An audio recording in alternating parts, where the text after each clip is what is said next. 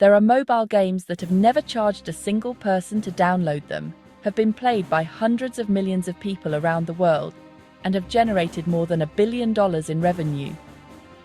Not from selling the game, not from advertising alone, from selling small things, virtual items, extra moves, cosmetic upgrades, temporary boosts, at prices that individually seem trivial, but collectively produce numbers that rival the biggest entertainment franchises on the planet. This is the story of how free mobile games became one of the most profitable software categories ever created, and why the business model behind them is more carefully engineered than most people realize. To understand how free mobile games make money, you need to start with a question that seems obvious but has a non-obvious answer. Why are they free? The answer is not generosity. It is acquisition. The single biggest barrier to revenue in any consumer software product is getting people to install it and use it. Charging even a small upfront price creates friction, a moment of hesitation where a potential user weighs the cost against the unknown value of something they have never tried. Removing that price removes that friction entirely. A free game gets downloaded by people who would never have paid for it, tried by people who are mildly curious rather than genuinely committed, and played by a far larger audience than any paid equivalent would reach. And a larger audience is the foundation everything else is built on. Once a player is inside the game, the monetization begins. But it does not begin immediately, and it does not begin aggressively. The first phase of the player experience in a well-designed free-to-play game is intentionally generous. The game is fun, progress comes easily, rewards arrive frequently, and the player builds a sense of investment in what they are doing. Their character, their score, their progress through the levels, their position relative to other players. This initial phase is not an accident. It is a deliberate design strategy aimed at creating emotional attachment before any commercial pressure is applied. The revenue mechanism that most free mobile games rely on is the in-app purchase. Once a player is engaged and invested, the game introduces friction, moments where progress slows, where a desired item is just out of reach, where an extra life would prevent losing everything gained in the last 20 minutes, where a competitor is pulling ahead and a small advantage would close the gap.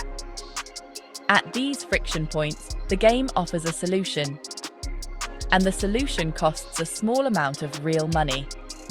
These small purchases are what the industry calls microtransactions. Individually, they are priced to feel insignificant. 99 cents, $1.99, $2.99. At these price points, the psychological barrier to purchase is low. The decision does not feel like a significant financial commitment. It feels like a minor convenience. And that feeling is central to how the model generates revenue at scale. The items available for purchase vary by game type, but follow consistent patterns. In puzzle games, players buy extra lives, additional moves, or level skips. In strategy games, they purchase resources, speed-ups that eliminate waiting times, or premium units. In games with social or competitive elements, they buy cosmetic items, outfits, character skins, visual effects that signal status or individuality within the game's community. In many games, they purchase a virtual currency, coins, gems, tokens, stars, that can then be spent within the game on a range of items. This intermediate currency layer adds a psychological distance between the real money spent and the actual purchase made, which research consistently shows increases total spending. The revenue flow works like this. A player makes an in-app purchase through the App Store on their device. Apple or Google processes the payment, takes their platform commission, typically 30%, and passes the remaining 70% to the game developer. The developer then recognizes that revenue and allocates it across their operating costs, server infrastructure, ongoing development, customer support, and marketing to acquire more players. the cycle of acquiring players, engaging them, monetizing a portion of them, and reinvesting that revenue into acquiring more players is the operational engine of the entire business. What makes the economics of this model particularly interesting is the distribution of spending across the player base. In most free-to-play games, the overwhelming majority of players never spend a single dollar. They play for free, indefinitely, and generate no direct revenue for the developer. A smaller segment of players makes occasional small purchases, and a very small segment, often described in the industry as high-spending players, makes frequent and sometimes very large purchases. This small group can account for a disproportionate share of total revenue. A game with 10 million players might generate the majority of its revenue from a few tens of thousands of them. This distribution means that free-to-play game design is, in financial terms, an exercise in identifying and serving the players most likely to spend significantly, while keeping the non-spending majority engaged enough to sustain the social environment and competitive context that makes the game valuable to everyone. The players who never pay are not a problem for the model. They are part of the product. The population that makes the game feel active, social, and worth engaging with, which in turn motivates the players who do spend to keep spending. The reason this model works goes beyond the pricing and the psychology of small purchases. It works because digital goods have almost no marginal cost. When a player buys a virtual sword, an extra life, or a cosmetic skin, the developer does not manufacture anything. There is no inventory, no shipping, no material cost. The item is generated by code that already exists, delivered instantly, at a cost to the developer that is effectively zero. The entire revenue from that purchase, minus the platform commission and any payment processing costs, flows directly to the developer. This is a margin structure that no physical goods business can replicate. It also works because the product is never finished. A physical game sold in a box is a fixed product. Once it is sold, the transaction is complete. A free-to-play mobile game is a live service. It is continuously updated with new content, new events, new items, and new reasons to return.